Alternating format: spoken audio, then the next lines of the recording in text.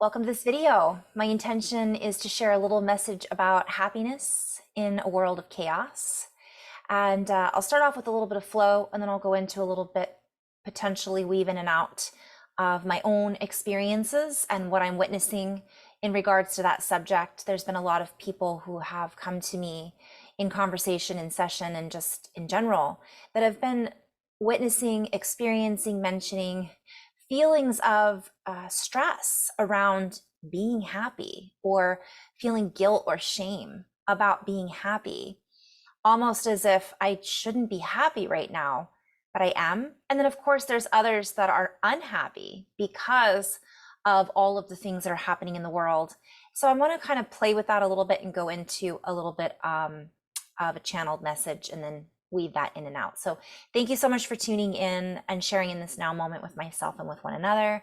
If you haven't seen these videos before, welcome back. If you have, my intention is unity and oneness and the highest levels of love light. So here we go.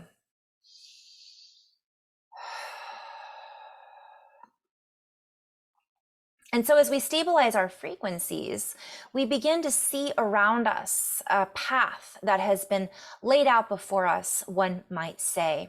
We start to recognize other people's paths and choices that they have made or potentials that they will be making that will lead them down a certain path or a directional choice, where there may be options of exploring happiness or not exploring happiness. And happiness is a general term that we may use and apply to the word bliss or coherence or a state of resonance, a state of harmonization. And so we will use happiness to kind of fill that in, although there is a misconception, feeling that happiness must be in a state of heightened senses and heightened feeling of love and I'm hearing what we refer to as sunshine and rainbows. And yet this sense of happiness can be lost sometimes in the midst of watching those that we love around us going through suffering.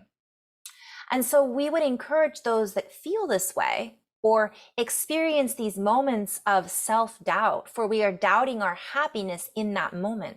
We are doubting the fact that we feel one way, or we are doubting our ability to feel that way, or the reasons as to why we feel that way. And the guilt and shame may start to creep in, and I'm seeing like cracks that then break apart our bliss or feelings of joy. And this is common in the human world or our reality that we are creating. We have created much suffering, and we continue to do this, for we are in a habitual pattern of creating suffering and creating suffering and creating more suffering. And when we are not suffering, we watch suffering through our television. We hear about it through stories told, and we may witness it in certain people in our lives, than their lives, that may be experiencing moments of this suffering. And yet we would venture to say that this is a human trait. It is something that is almost embedded within the DNA. And while we might say that a person or an individual has certain structures built within the DNA, what I'm seeing is like triggers that are activated and that then come on at certain points in the life. These triggers are then, these activations occur, let us say, when certain emotions are triggered, or these activations occur, and we do not speak of activation necessarily in a positive or a negative light. It just is something turning on. And it could be a sense of, let us say, family trait. For example, we might use a disease that is prevalent in the family that becomes prevalent in our lives, that we've witnessed turn on in our family before us and our ancestors before us.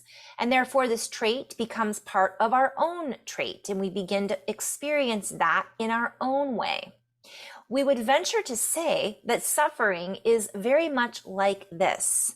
It is something that we have gone through in so many different lifetimes, meaning our ancestors went through it, our parents went through it, and we may have experienced it as children. Moments in our lives where we felt deeply unhappy, where we witnessed family members being, acting, or feeling deeply unhappy. This has trickled down through lifetimes and is now part of the human trait from one perspective, although this can also be used as an example of a learned habitual pattern or programming. Yet when this continues from generation to generation, lifetime after lifetime, it is not merely a habitual programming, it is also then dialed into the lineage from one perspective.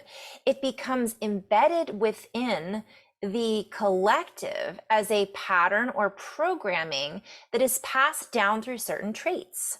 So we are playing with this wordology just a bit. But many people have been tuned into this for so long that if they are not suffering, they may feel a sense of guilt, a sense of, what am I doing feeling happy? What right do I have when this other person is experiencing what they are experiencing? And so this is admirable in some ways because this shows the resilience of the human heart, or the emotional substance of love, or the feeling of compassion. And so while this is applauded, this sense of compassion or the resilience of the human heart is applauded, we are in this space now where it is time to recognize that the suffering button no longer needs to be pushed quite as frequently, if at all. And so as we let go of the need to suffer as our neighbor, or suffer like one other person in our lives may be suffering, we do not need to hold the baggage of that trait within our own system any longer. Not that it was necessary in the first place, yet it was an experience that has been valuable for many of us. For as we have gone through suffering or experienced moments of suffering in our lives, many of us have gained valuable momentum from those experiences. For all of us have felt at times the deep sense of pain that can sometimes lead us into the next up-leveling of our lives. We become stronger. We become more resilient because of what we have experienced that may have been painful at the time. Yet when others are still going through these particular traumas that we label these as, we are being invited not to fall into the trauma bucket with them, not necessarily, I'm seeing us in this well and this bucket. We're going down into this bucket, into this well with them.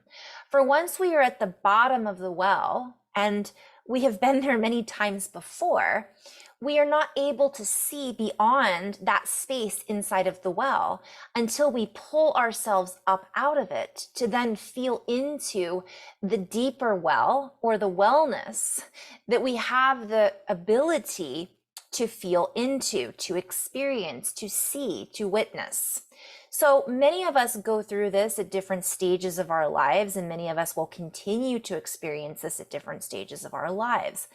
However, we are being called to open up to the compassionate witness and compassionately witness others that are going through this, yet somehow not pull ourselves into that same feeling of desperation, despair, and suffering. And the suffering can be viewed as many different experiences, emotions, thought patterns, so on and so forth. For one person's suffering may not be the same as another's. Therefore, one person may have an experience that feels extremely painful, and another person may feel indifferent to a very similar set of circumstances. And so each person gains something different from that set of circumstances. One person goes through it and feels as if there was nothing at all. It was what it was. Another person feels that they are at the bottom of that pit and can never climb out of it. Yet there are moments that we also recognize within each other where we have been before. And we also recognize patterns that we do not wish to participate in or add to our journey, we'll say, or experience.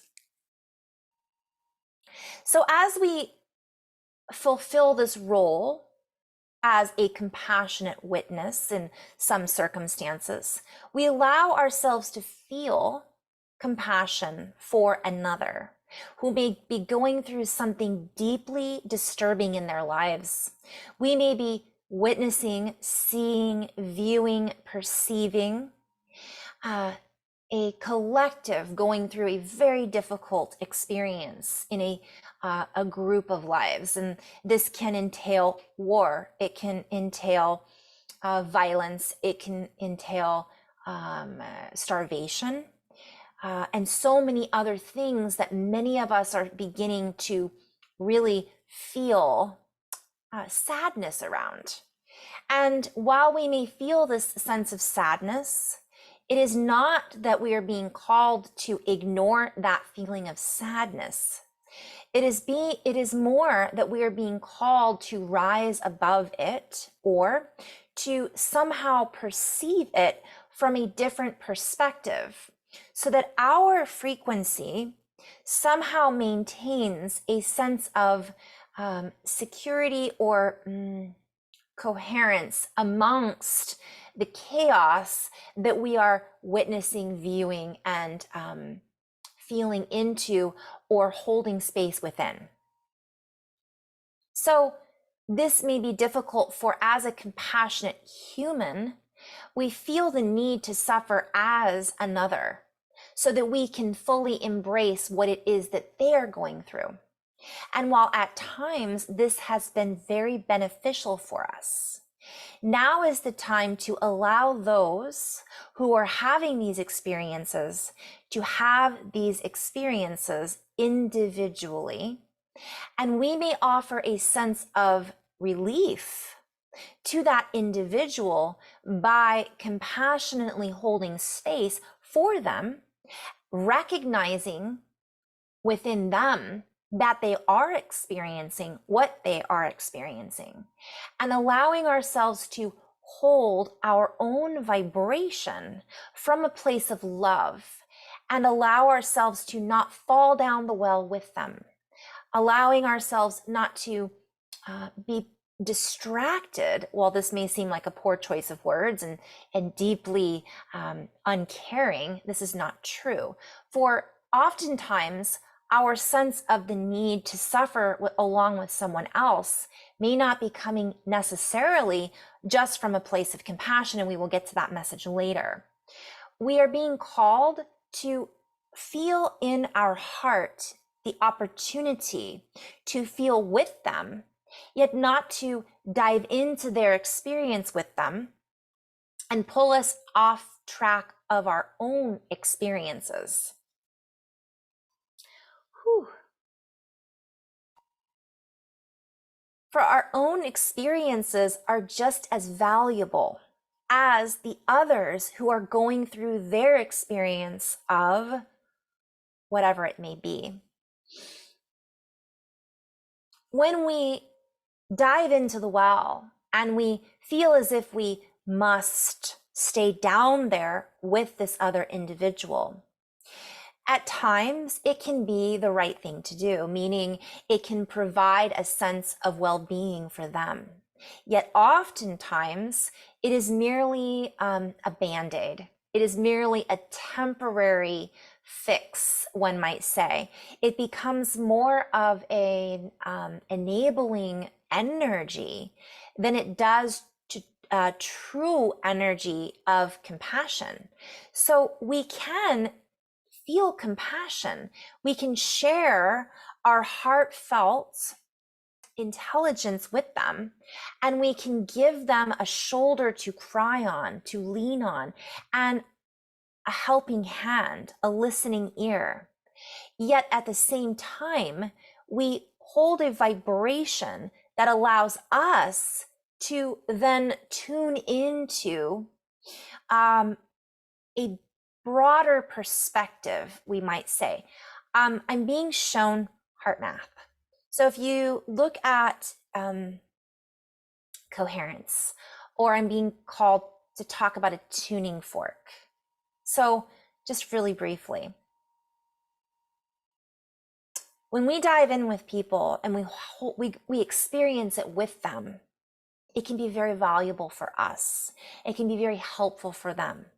Yet we can't do that all the time.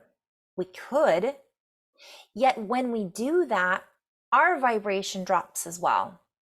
And what I'm being shown is sometimes our desire to do that is coming from guilt or shame, that we shouldn't be feeling happy because that other individual is suffering.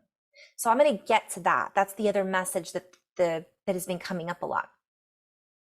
But essentially, if we can hold the space of love and essentially in an empathetic, and we feel for them, but we aren't experiencing the experience with them. And although that's not actually accurate, because I'm being shown we can actually experience it with them. Ooh, this is so many layers. We can have a very similar experience without lowering our frequency and vibration, but that takes work. At the same time, it's simple. So, for example, if we're used to suffering with somebody else, it's very difficult not to feel bad, not to feel sad, not to feel anger and, yeah, how dare that person do that to you? Or, can you believe what's happening? I can't be happy because this person's suffering. I had to pause for a moment, so I got a little distracted. But so I'm being shown a few things. Number one, we can have that experience and feel. So for example, if I'm tuning into someone and I'm doing an intuitive reading with someone and they're going through something, I can sometimes feel what they're going through. I sense it. Or if I'm tuning into, let's say, a loved one who has moved on into another dimension, I feel their intense frequency of love. And I can get emotional through that experience. So we can feel through our empathy, right? But we're also being called not to get sucked down into the well of sorrowfulness. We can feel for that individual. We can feel with them, yet maintain our own frequency and energy simultaneously. So we have this belief that we must feel bad. It's not right to feel happy because other people are unable to establish that happiness. When in actuality, if we can maintain that feeling of compassion and gratitude for that person, we can still feel and experience in our own way with that individual, yet maintain our frequency. And that allows us, to hold the frequency and vibration, which then, coming back to the tuning fork example, allows us to create that resonance. It's like a wave. If somebody's down here and we're here, and we maintain that frequency, and this isn't a hierarchy thing, it's just a vibration, that person may not even recognize that they're picking up on that tuning fork. And then that can raise their frequency as well. It doesn't mean they're not going to experience that trauma or that painful moment, but when they're with us, it might assist them in breaking that pattern, in feeling a little bit better, in being able to express their emotions differently. Whereas sometimes when we go into that well with them, we have a difficult time getting out. It becomes a habit pattern, and it enables them, because that can sometimes turn into, I'm being called to talk about this a little bit, staying there. It's like, well, I'm going to stay down here with you as long as you need me to. But that pulls us off our track, and it pulls us off of our course. Then we have that experience in a very different way. And we might need to do that sometimes. Might be a choice. We're making that choice, but we're being invited to recognize that we have another choice, and we don't need to feel guilty about it. That's our choice. That's our experience. I'm not necessarily here to have the same experience as my next door neighbor. And we don't need to feel guilty for that. So that's something really to just kind of open up to. And it doesn't mean we're being crass, is the word that's coming through. And well, my life is good, I'm sorry yours isn't. That isn't what the guides are talking about. That is an empathy. That's something completely different. So it's just being a compassionate witness. If you watch something and you observe it and you feel it, you're experiencing it in a very different way than when you're diving into that experience that doesn't necessarily belong to us, although we are all one and we are all connected. So the question is, how can we maintain our frequency, right, when everyone else around us is going through such painful experiences? But the truth is, there are many around us who aren't. They are having happy moments. Babies are being born, relationships are being created, new technologies are being birthed, and relationships are being made, friendships are being made. There's beautiful things happening around the world simultaneously. So if we're here, let's say our mission from one perspective is to come here and be the light and spread love and maybe plant more trees, or maybe we are a scientist and we came here to create technology that can assist humans in finding their greater joy, like the tools about heart coherence in HeartMath, or what Dan Winters has created in regards to Therify. And there's so many others. I'm just kind of the ones I'm very familiar with, I'm naming off. But that's the thing, is once you start to research that, more and more and more and more things come up. And then we feel the excitement, the buzz behind this movement. When we're down at the bottom of a well, that's not moving. I mean, it can lead to movement. We can all of a sudden realize this is not where I want to be, but we can't keep falling back down there with everybody else. We did not come here to have their experience. We came here to have our own experience. Yet we are all one, and we have the ability to feel, and I say passionately, for one another. And this pulls us, when we are down at the bottom of the well, we're not actually doing what we came here to do. Although in that moment we are providing something for another person and potentially learning something from us, our experience about us. However, think about how much more of an impact we can have if we're able to jump from well to well without diving in and getting stuck. We can hold space, hold hands, hold hearts, share in, I'm hearing share in listening. But again, it's not about enabling. We're not here to further aid someone in feeling sorry for themselves. That's something completely different. Again, another video. But I see, for example, everything going on in the world. And I feel it at times. And I can dive in energetically to these places and spaces, and it can feel extremely sad and overwhelming. And I've done that. And I've been down there in a place of depression and sadness for my fellow humans. It's not to say that I don't feel that.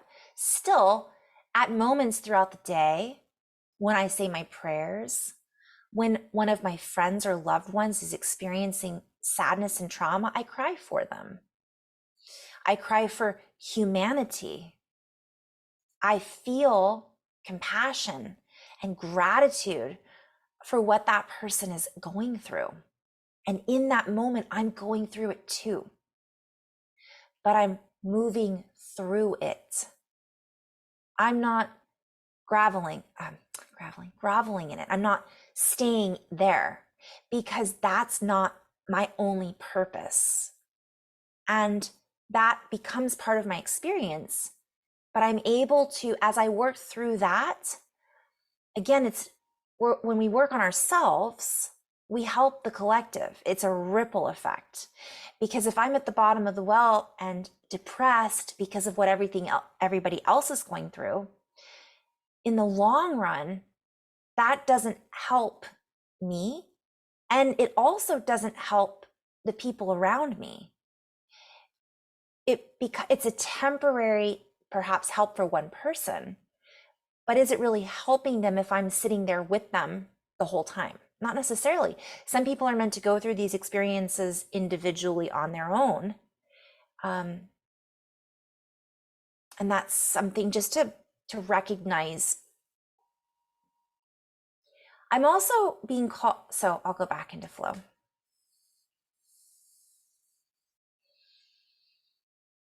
And then we utilize all of our senses. We utilize what it is that we are feeling as we say our prayers, as we feel into the experiences of our fellow brothers and sisters. We are able to utilize that energy to push us forward, to allow ourselves to lift one another up, to allow each other to experience whatever it is that is being processed, integrated, and it allows us to then stabilize this feeling of coherence. It allows us to recognize all of our feelings, and it allows us to utilize these energies in a much more productive way. For we are not being productive when we are clearly leading ourselves down into a state of incoherence. I think it's called an entropy, chaos.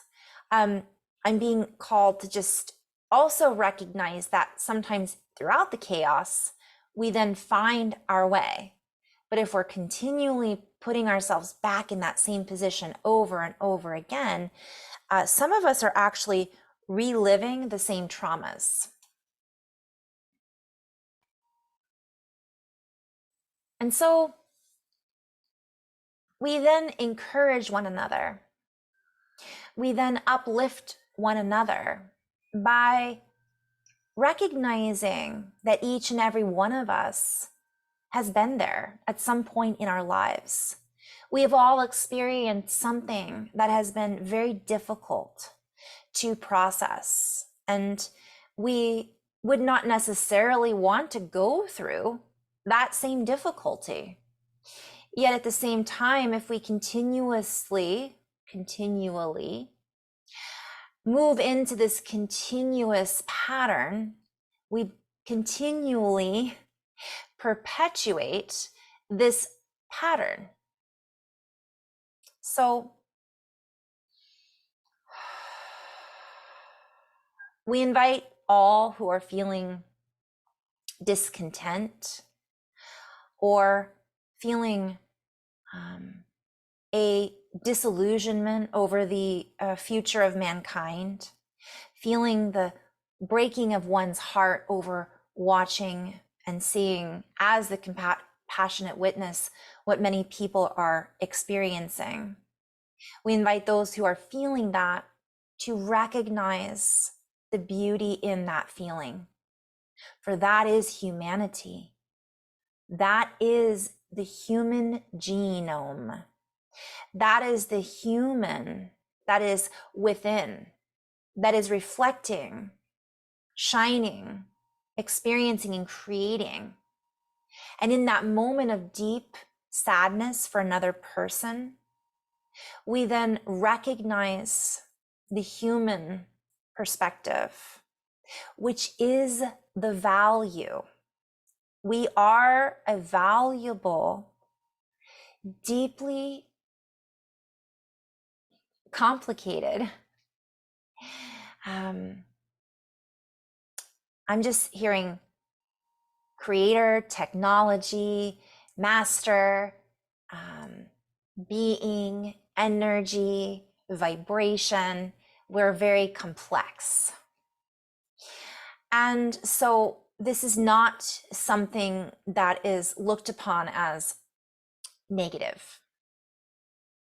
Yet everything is vibration. Everything is a frequency. Everything transmits a signal and creates a wave. So the more we create a wave as a collective of beautiful, I'm hearing harmonious humans, we then value this experience more. We value our fellow humans and their experience more. And we learn and function at a different level through those experiences. And so it is difficult at times to maintain this wavelength.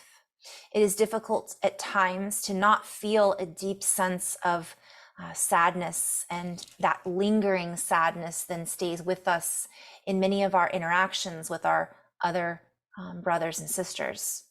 Yet this can be a little bit like a ball and chain. It can drag us down and chain us to certain experiences that we are ready to move through and move on from, even though certain other fellow humans are not ready to stop.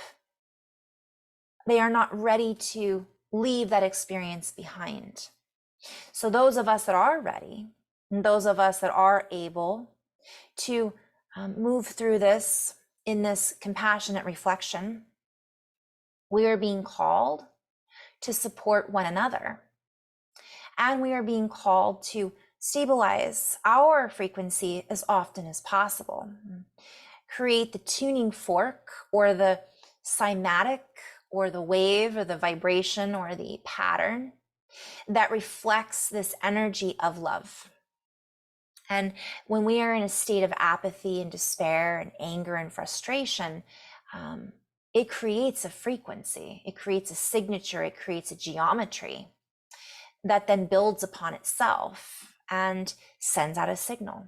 So the more we are able to move and fluctuate in those frequencies, and the less we are stuck in that web, if you will. So I'm being shown snowflakes. And you guys have ever seen Dr. Masaru Emoto, I believe? They have the rice experiment and just snowflakes. Essentially, it's cymatics. And if you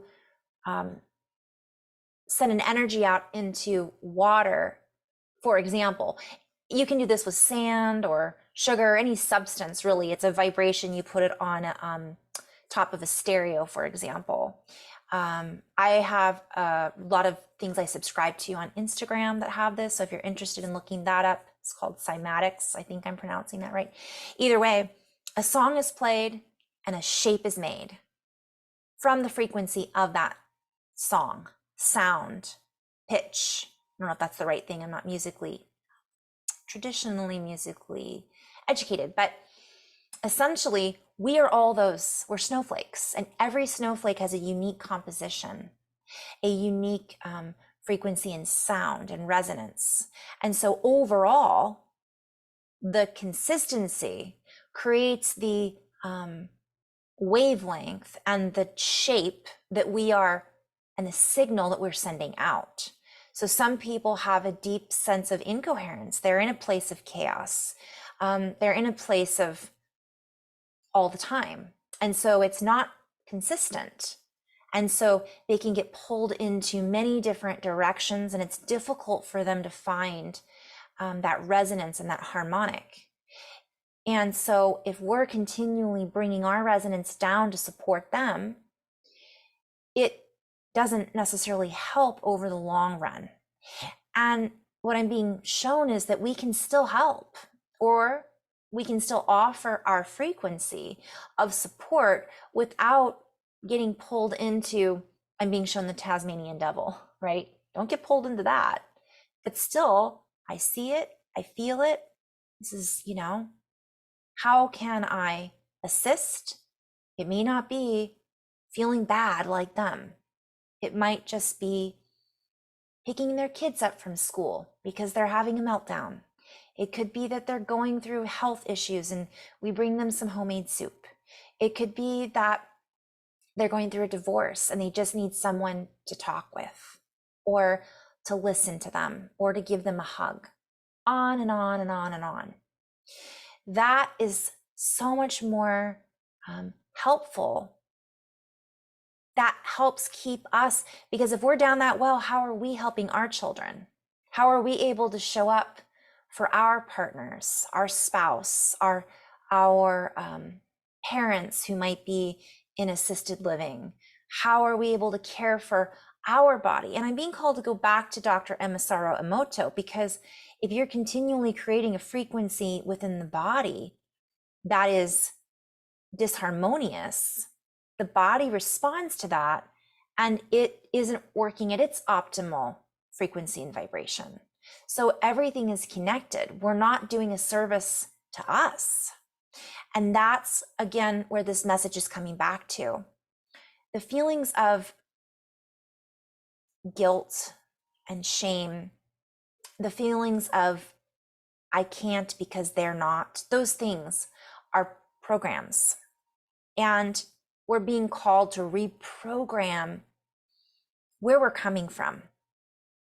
Rather than coming from a place of shame, guilt, fear, sadness, which is going to happen. We're humans. That's the beauty of being a human, having these experiences, working through these emotions. But when we have that ability to